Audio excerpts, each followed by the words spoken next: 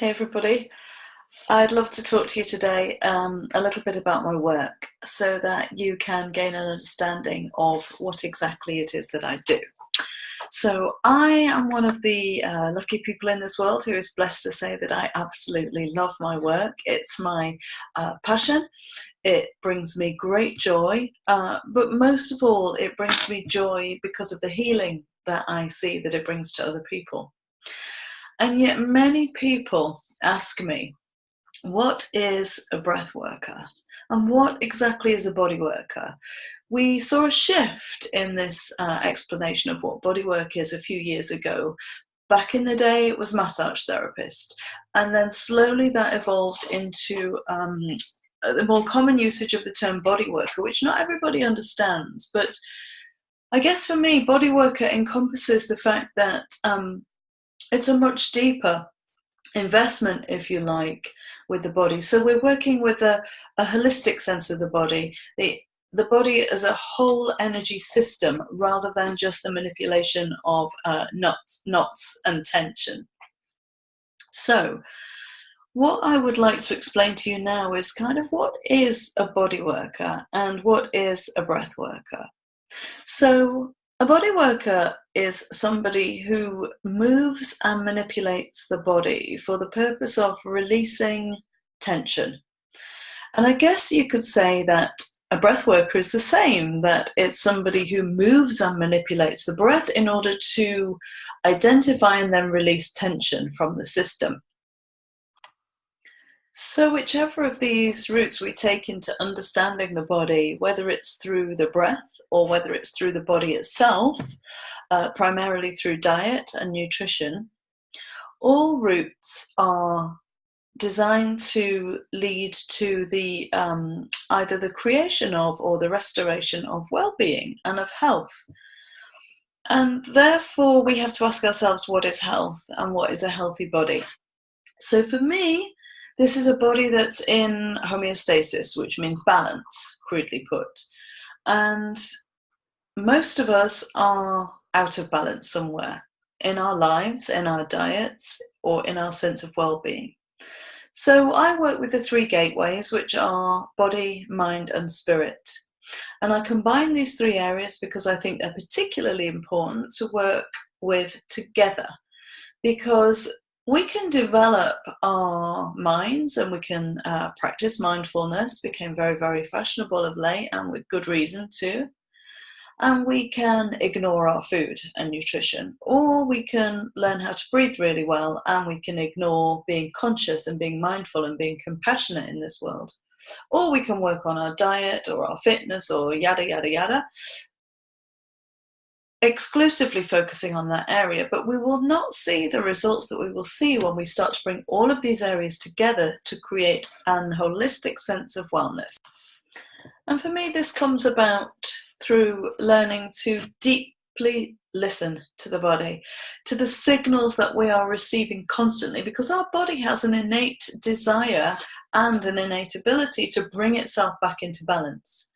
However, we live in societies and cultures where we are very often overloaded with information, with food, with energy. You look at social media now, and the speed at which we think and the speed at which we need to process emotions doesn't allow much space. It doesn't allow much space for us to really feel what's going on inside. And so my work really encourages people to learn how to, first of all, develop a relationship with that innate body wisdom and to learn how to listen.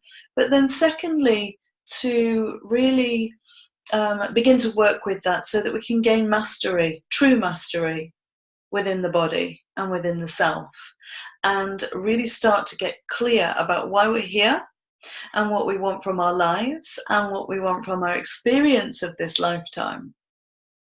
How can we best serve others in our lifetime, and how can we serve ourselves in doing so? So many of us abandon ourselves in the process of getting caught up in other people's belief systems and ideologies, in fear, the fear of loss of finances, home, relationships, family, judgment. All of these things come into play. And then before you know it, we're frozen. We are completely frozen. We're immobile. So we not only don't know how to identify what we want, but we don't know how to do anything about it when we do know what we want. So using these different techniques, I support that return to wholeness and return to balance. Breathwork for me was pivotal in changing my life and changing my work path, and I didn't expect it. So the invitation here as you're listening to this is also to hold open a space for the unexpected. You know, you never know in your life what is going to captivate your passions. And for me, when it comes through me in such a whole way that it's very difficult to ignore, I know there's something in it. So this happened for me when I first met Breathwork and was fortunate enough to meet my mentor and teacher, Anthony Amagnano, from Alchemy of Breath. I had just started a training in craniosacral therapy, and this I thought would blend and fuse really well with my existing bodywork and detox practice. So just to rewind a little bit, I have about 20 years of background in juicing, detoxing, clean eating. I ran raw vegan cafes, whole food cafes, juice bars. And then when I gave that up, largely through burnout, because I had been pushing myself way beyond my limits and didn't even know that I was doing that, when I gave it up, I had to come to this very humble place of simply resting and listening. There wasn't anything else I could have done at the time. I was completely and utterly burnt out. And this came on the back of a story many years ago where I was an addict, serious addictions to Class A substances. I was doing all kinds of things that I was really not comfortable with, but which were, I suppose, giving me ways to come out of presence and come out of feeling. I was numb, completely numb.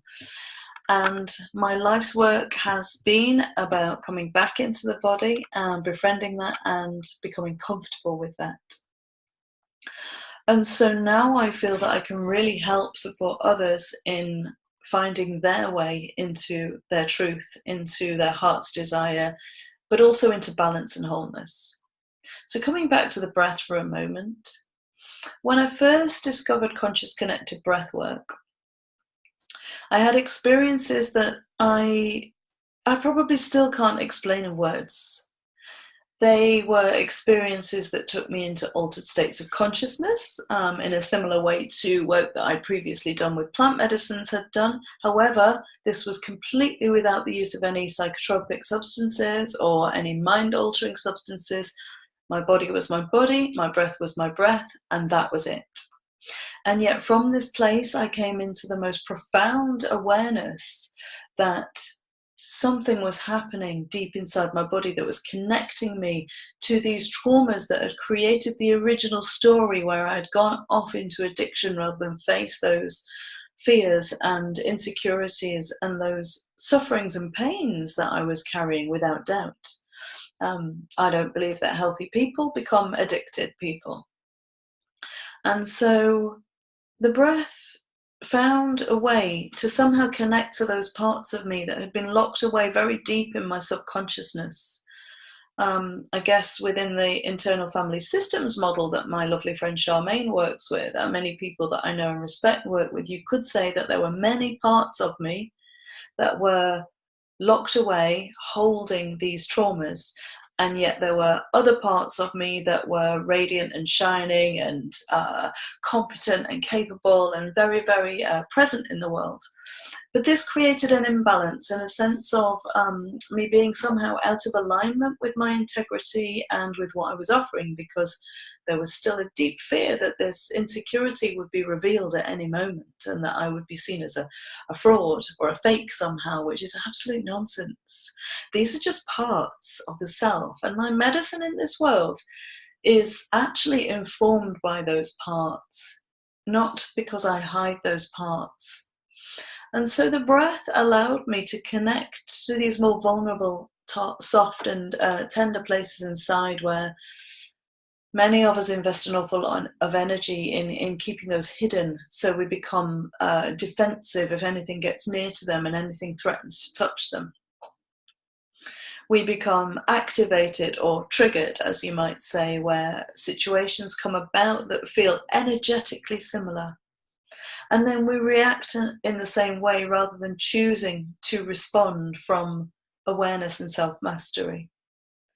So for me, breathwork offers people a very quick route in to the release of trauma and to creating space and freedom in the body for new possibility, for new ways of being and feeling and experiencing the self and the world around us. And my clients and my customers and people that I've had the great pleasure of working with have shown me that time after time after time after time, this is what happens when we breathe consciously. This is what happens when we take ourselves there. And because of my shamanic background, what I came to also realize is that this for me is a form of deep soul retrieval. We are reclaiming parts of ourselves that we really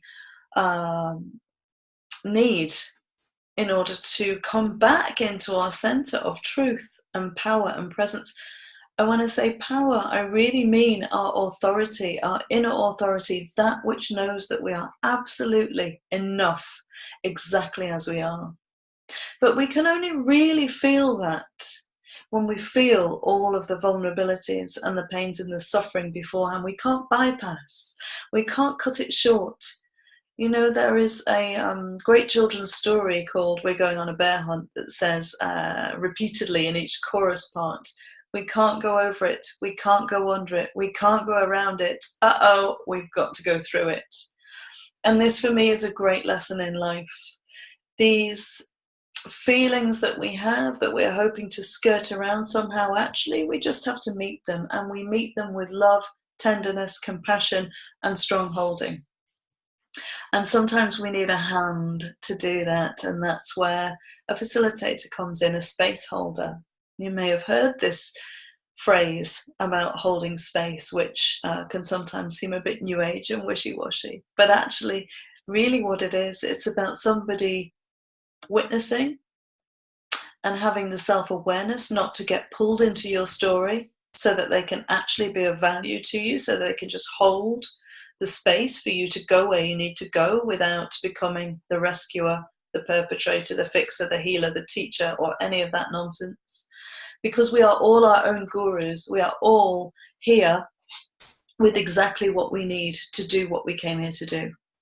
So yes, we do need teachers, mentors and guides. We need people who we actually resonate with, who we feel have something to offer us. But what we don't need is to hand our authority over and hand our power over, going, here, fix me. Because as soon as we do that, then we're also, one, putting that person on a pedestal, ripe for a fall, and two, we are losing our own sense of our ability to really become truly healthy and well. We're giving that away. So my invitation is to learn more about the breath. And this particular technique, conscious connected breathwork, is something I offer regular sessions in, monthly sessions here in Manchester, but I'm about to start taking that around the UK. And also group work sessions, one-to-one, online or in person, events, retreats, and all kinds of exciting things. And I bring all of these other aspects of my work into the frame. I bring my detoxing background, I bring my bodywork background, I bring my shamanic background, and most of all, and most importantly, I bring my enormous heart.